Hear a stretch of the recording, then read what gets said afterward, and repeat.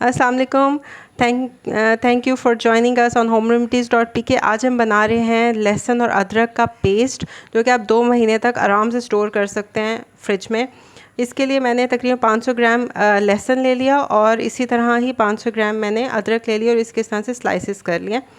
उसके बाद मैंने लहसुन को अच्छे से ग्राइंड कर लिया और थोड़ा सा पानी डाल के, ठीक है, ज़्यादा पानी नहीं डालना, थोड़ा सा पानी डाल के आप इसको अच्छी तरह से ग्राइंड कर लें। एंड आपको पता है इन लहसुन और अदरक के बगैर तो हमारे घर में खाना ही सही अच्छा नहीं बनता, तो इसीलिए अगर पहले से पड़ा हो तो आपका टाइम बच जाता है। अब ये देखें, ये बहुत अच्छे से ग्राइंड हो गया और अब मैं इसको जो है वो बाउल में डाल लूँगी, जिस बाउल में मुझे फ्रिज में इसको स्टोर करना है, ठीक है।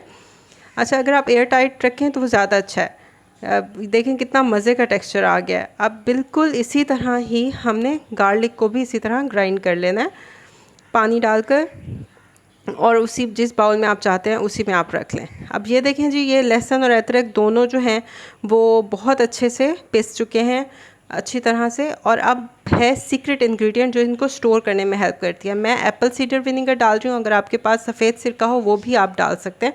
ये सेब का सिरका है। 1 टीस्पून आपने लहसुन में डालना है और 1 टीस्पून ही आपने अदरक में डालना है।